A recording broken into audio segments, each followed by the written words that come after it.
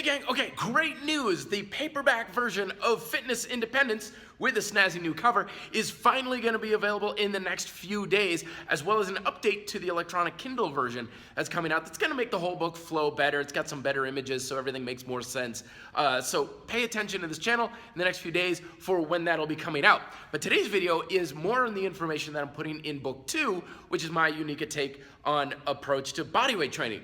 Now in book 1, what I've essentially done is distilled down the raw essence of fitness into the most essential rules that you have to follow. Because the strategy with Fitness Independence is when you know what's most important, you can focus on those principles. And not only are you going to get far better results, but you can fulfill them however you want to fit your preferences and your lifestyle and basically get in shape on your own terms. We're going to do the exact same thing with your exercise because book 2, the first few chapters, are about distilling your training down to the most essential, important components. Now, this is going to be very important because a lot of stuff in our fitness culture tells you that your results depend on using the right equipment, having the right routine, using the best exercises, and all these sorts of things. Now, that's not to say these things are not important, but they in no way guarantee you results. Your ability to build muscle or burn fat does not depend on having the best routine. It doesn't depend on using the right equipment or doing the proper exercises the right way. Instead, your ability to get results boils down to 3 things, and we're gonna talk about them here. Number 1 is at the peak of the most important thing is what I call this neurological feedback loop.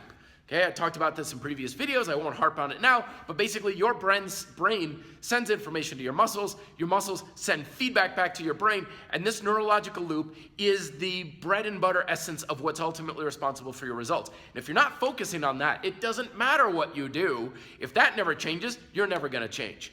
Now, the question then, of course, is how do we use this information to get the results we want? Well, this information is responsible for creating muscle tension throughout your body.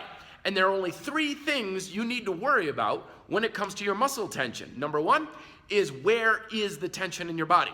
Your brain controls what muscles are working. It doesn't come from a piece of equipment. It doesn't come from doing an exercise. These are influences, but they in no way guarantee that the tension is where it should be. Number 2 is how much tension is in the muscle. And a lot of times we think of this as resistance and so forth, but again, your brain is responsible for how hard your muscles are working, not necessarily a weight or some exercise type. And number 3 is how long is the tension on that muscle for? So what, how much, or where, how much, and how long. Those are the only variables you have at your disposal for every exercise and workout you ever do, from gentle prenatal yoga to powerlifting. Everything is just a variation of those 3 things.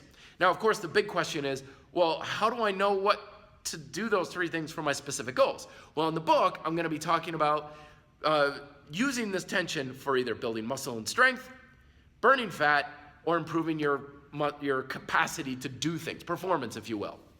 And these come from focusing on 3 things. The SAID principle for performance, time under tension, or TUT, for muscle capacity, building muscle and to a certain degree strength, and ICE, increased caloric expenditure, to increase the rate at which you're burning fat and calories.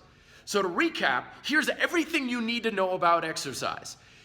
Improving your mental ability to send information to your muscles and then receiving feedback back from your muscles to know what the heck is going on in order to satisfy the 3 components of muscle tension, which is where is the tension, how much tension is there, and how long are you holding the tension for, in order to satisfy which of the variables are associated with your goal. SAID principle for performance, time under tension for building muscle, or increased caloric expenditure for burning fat. And that, in a nutshell, is almost everything you need to know about the framework of effective exercise. Now, in the next few videos, I'm going to be talking more detail on these things, so stay tuned. And also, don't forget, check out Amazon in the next couple of days for the paperback version and updated version of Fitness Independence. Questions below. Be fit, live free.